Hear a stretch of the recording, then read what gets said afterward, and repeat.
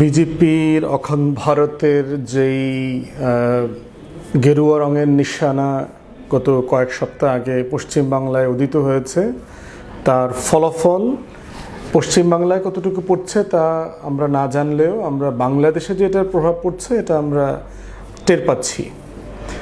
আমরা দেখতে পাচ্ছি যে সো কল্ড আনডকুমেন্টেড মাইগ্রেন্ট যারা আছে, যাদের কাগজপত্র নাই বৈধভাবে, কিন্তু দশকের পর দশক 30-40 বছর ধরে ভারতে বাস করছে, এমন মুসলমানদেরকে প্ল্যান করে করে সীমান্ত এলাকাতে নিয়ে আসা হচ্ছে এবং তাদেরকে রাতের অন্ধকারে বিভিন্ন সীমান্ত দিয়ে, পশ্চিমাঞ্চলের আমাদের যত সীমান্ত আছে, লালমনিরহাট, নওগাঁ, পঞ্চগড় থেকে শুরু করে বিভিন্ন জায়গায় দেখতে পাচ্ছি যে আমরা ওখান থেকে পুশিন করার চেষ্টা করা হচ্ছে। তো আমাদের বিজিবি বিডিআরকে আমরা ধন্যবাদ জানাই এবং আমাদের যে সকল বিজিবি জওয়ানকে দেখলাম তারা খুবই কনফিডেন্টলি এলাকাবাসীকে নিয়ে আপনার বিএসএফের ক্লাউনগুলোকে কনফ্রন্ট করছেন এবং তাদেরকে প্রতিউত্তর দিচ্ছেন, আইন শেখাচ্ছেন, তাদের দেশের আইন, বিদেশের আইন, আন্তর্জাতিক আইন, সীমানা আইন।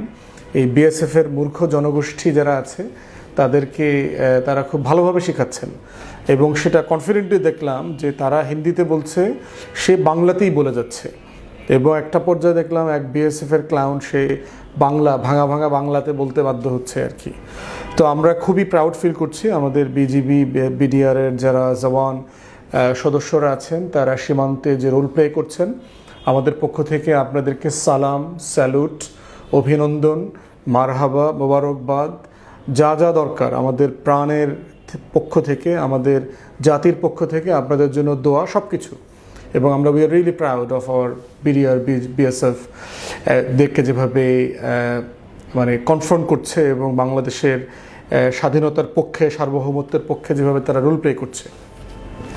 তো সেই জায়গা থেকে আমরা এখন হতাশার জায়গা যেটা দেখতে পাচ্ছি সেটা হচ্ছে আমাদের মাননীয় স্বরাষ্ট্রমন্ত্রী থেকে শুরু করে যারা বিভিন্ন সময় এই রিলেটেড কাজগুলো করেছেন তাদের বক্তব্যে, এবং খুবই দুঃখজনকভাবে তিনি আন্তর্জাতিক আইনের অনুপ্রবেশকারীর সংজ্ঞা বদলে দিচ্ছেন এবং অনুপ্রবেশকারী হলে সে বাংলাদেশি হলেও তাকে যে হত্যা করা ভারতের জন্য বৈধ, সেই কথাগুলো বলবার চেষ্টা করছেন। এবং স্বরাষ্ট্রমন্ত্রীর কথা শুনে মনে হচ্ছিল উনি কি আসলে বাংলাদেশের স্বরাষ্ট্রমন্ত্রী না আসলে পশ্চিম বাংলার, আসামের স্বরাষ্ট্রমন্ত্রী। মানে এটা আমরা মানে পার্থক্য করতে পারছিলাম না যে শুভেন্দু অধিকারী, হেমন্ত শর্মার মতো এই ক্রিমিনাল ক্লাউন বিজেপির যারা যেভাবে কথা বলে, ঠিক একই ভাষায় আমাদের স্বরাষ্ট্রমন্ত্রী কথা বলছে।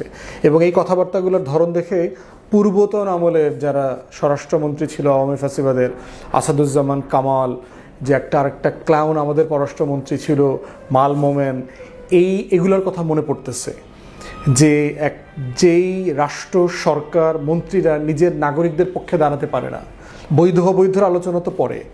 এখন প্রশ্ন হচ্ছে যে কোনো আইন কি আসলে সীমান্ত হত্যা অথবা এই ধরনের নাগরিকদেরকে আনডকুমেন্টেড মাইগ্রেন্টদের রাতের অধীরে পুশব্যাক করে 0 পয়েন্টে ফেলে রাখা, মানে কি পরিমাণ অমানবিক, শত শত হাজার হাজার নাগরিকদের উপরে এই জুলুমটা করছে চিন্তা করে দেখেন। আমি যেহেতু লন্ডনে লম্বা সময় অ্যাসাইলাম, ইমিগ্রেশন আইন প্র্যাকটিস করেছি, আমি জানি ইন্টারন্যাশনাল কনভেনশন এবং প্র্যাকটিসের জায়গাগুলো কীভাবে অবৈধ মাইগ্রেন্টদেরকে পাঠিয়ে দিতে হয়, তার প্রসেস কি, লোকাল অ্যাম্বাসির সাথে কীভাবে যোগাযোগ করতে হয়, কাগজপত্র রেডি করতে হয়, travel pass, travel document ready করতে হয়, ইভেন ফান্ডিং পর্যন্ত দেয়। আমি ইংল্যান্ডে দেখেছি, ইউরোপের বিভিন্ন দেশে দেখেছি যে তারা মানে ভলান্টারি রিপ্যাট্রিয়েশনের জন্য তারা পর্যন্ত টাকা পর্যন্ত দেয়, 2000, 3000, 5000 পাউন্ড পর্যন্ত তারা দিয়ে দেয় যে তুমি তোমার দেশে চলে যাও সেটেল ডাউন করবার জন্য। তো সেখানে দেখেন ভারত যে কাজগুলো করছে, যে ভারতের যে নিজস্ব এই যে বর্ডার ফোর্স অ্যাক্ট যেটা আছে তাদের সম্ভবত 1968-এর আইন যেটা আছে, সেখানেও কিন্তু বলে দেওয়া আছে যে কাউকে গুলি করা যাবে না ট্রেসপাসের কারণে, যদি না সে বিএসএফের প্রতি মানে সশস্ত্রভাবে কোনোভাবে তার ক্ষতি করার চেষ্টা করে।